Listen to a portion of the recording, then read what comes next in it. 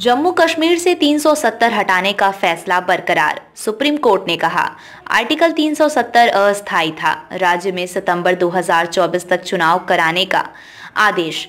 जम्मू कश्मीर से आर्टिकल 370 हटाने का फैसला बरकरार रहेगा। सुप्रीम कोर्ट की 5 जजों की बेंच ने सोमवार को ये फैसला सुनाया।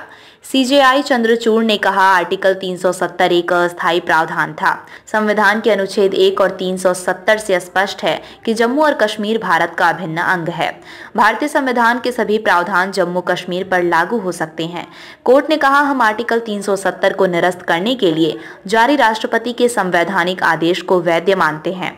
हम लद्दाख को केंद्र शासित प्रदेश बनाने के फैसले की वैधता को भी बरकरार रखते हैं। इसके साथ ही सुप्रीम कोर्ट ने राज्य में 30 सितंबर 2024 तक विधानसभा चुनाव कराने के आदेश दिए। चीफ जस्टिस बोले, केंद्र के हर फैसले को कोर्ट में चुनौती नहीं दे सकते। सीजेआई ने कहा कि केंद्र की तरफ से लिए गए हर फैसले को कोर्ट में चुनौती नहीं दी जा सकती। ऐसा करने से अराजकता फैल जाएगी। अगर केंद्र के फैसले से किसी तरह की मुश्किल खड़ी हो रही हो, तभी इसे चुनौती दी जा सकती है। सुप्रीम कोर्ट ने याचिकाकर्ताओं की ये दलील खारिज कर दी कि राष्ट्रपति शासन के दौरान केंद्र ऐसा कोई फैसला नहीं ले सकता जिसमें बदलाव न किया जा सके।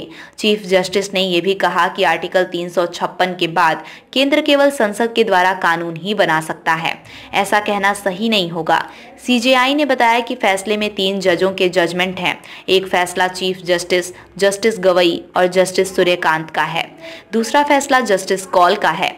जस्टिस खन्ना दोनों फैसलों से सहमत हैं। केंद्र ने 5 अगस्त 2019 को 370 हटाया। इसके खिलाफ 23 याचिकाएं मोदी सरकार ने अपने दूसरे कार्यकाल में 5 अगस्त 2019 को आर्टिकल 370 खत्म कर दिया था। साथ ही राज्य को 2 हिस्सों जम्मू कश्मीर और लद्दाख में बांट दिया था।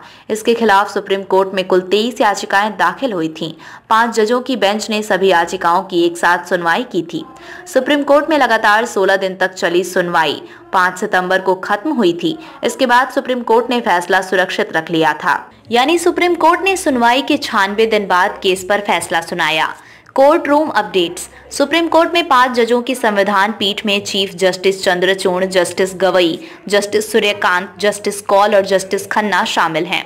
सोमवार को सभी जजों ने सर्वसम्मति से फैसला लिया। फैसला सिर्फ सीजेआई चंद्रचूड़ ने पढ़ा।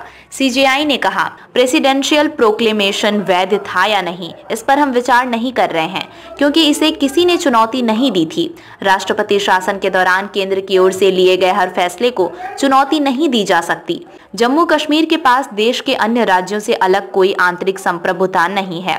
संविधान का आर्टिकल 370 अस्थायी था। इसे रद्द करने की राष्ट्रपति की शक्ति अभी भी मौजूद है। जम्मू कश्मीर युद्ध की स्थिति के कारण अंतरिम तौर पर इसे लाया गया था। जम्मू कश्मीर के संविधान सभा को कभी भी परमानेंट बॉडी बनने का इरादा नहीं था। जब जम्मू कश्मीर की संविधान सभा का अस्तित्व खत्म हो गया तो जिस विशेष शर्त के लिए आर्टिकल 370 लागू किया गया था उसका भी अस्तित्व खत्म हो गया। जम्मू कश्मीर की संविधान सभा की सिफारिश भारत के राष्ट्रपति के लिए बाध्यकारी नहीं थी। सुप्रीम कोर्ट को जम्मू कश्मीर में राष्ट्रपति के उद्घोषणा की वैधता पर फैसला देने की जरूरत नहीं है क्योंकि याचिकाकर्ताओं ने इसे चुनौती नहीं दी। चीफ जस्टिस ने कहा कि जम्मू कश्मीर ने जब भारत में शामिल हुआ तो उसकी संप्रभुता नहीं रह जाती है।